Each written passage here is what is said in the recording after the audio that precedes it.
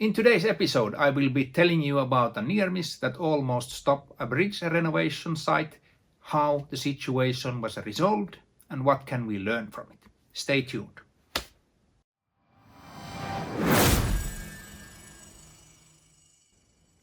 Greetings and welcome to Safety Doctor. Today I will be sharing with you another real-life incident. This one happened on a busy bridge renovation site. The main problem on site was that the bridge had to be open for traffic at all times. So the other half was on traffic, the other one was to be worked on. The traffic caused quite a bit of problems, and there had been a previous incident where elderly person had lost control of his vehicle and hit the mini guard metal railing on bridge. The railing stopped him, but it was pushed on site about 1.5 meters. No one got hurt at that time. The project itself was on critical phase.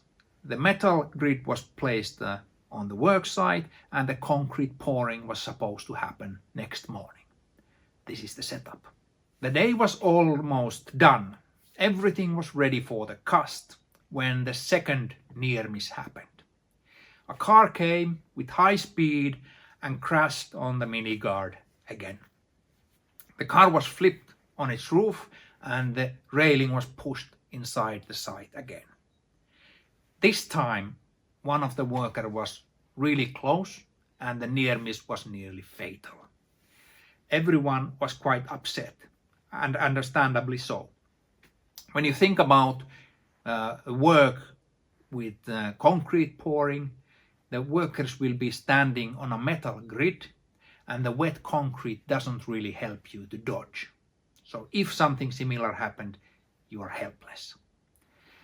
When the driver was asked, what in the earth were you doing when you crashed the barrier like this? He said, oh, I had been watching seagulls which were fishing. There was opening in the ice and they were diving nicely. Don't seagull and drive. After the incident, the workers were quite upset and went to talk with site management. They demanded that their work tomorrow has to be protected by traffic controllers who will decrease the amount and speed of vehicles that can be on site at any given time. Unfortunately, they felt that the site management didn't listen to them. They felt ignored and that their concerns were not taken seriously. This caused an escalation in situation. The workers called their safety representative and told him that they are not going to come to work next morning if the situation is not fixed. Unfortunately, they were disgruntled and they didn't give this ultimatum to the site management at all. They were completely unaware of it. How was the situation resolved? After having his discussion with the workers, the safety representative called me. I was the occupational health and safety manager of the company. We had a long discussion. He told me about the incident. He told me about the sentiment on site, what the workers' concerns were, and how did they feel about the situation. After that, I took the ball, which was tossed to me, and I called the site management. I was cautious not to pass blame. I wanted to know what's going on without bias. And very soon, after a short discussion, it was obvious to me that there was no negligence. They didn't ignore the workers' worries. They were trying to fix the problem. The problem wasn't easy. They had to call the city and ask for permission to set the traffic controllers, and they had to get the traffic controllers from somewhere. They had to get them by the morning. So they had their plates full. And that's what caused the feeling that the workers are not heard, because there was just a breakdown in communications. After that call, I decided to get on site. I jumped in my car and drove about 300 kilometers to be there in the morning when they start working. But when I arrived on site, the concrete pouring was already in progress. I was happy to see that the traffic controllers were at place and only a few cars at the time were let through, so the number of cars and the speed were both reduced. When I was there, we decided to check the other safety arrangements.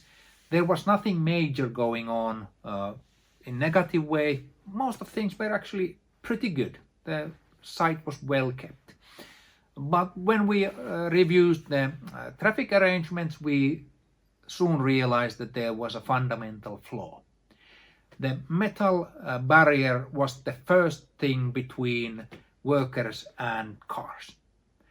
There was nothing before that, so we just decided to move the traffic cones back a bit so that the cars would first hit the cones and the driver would have time to slam the brakes and stop the car before hitting the barrier. There is another important perspective when we talk about working near traffic. It's human condition.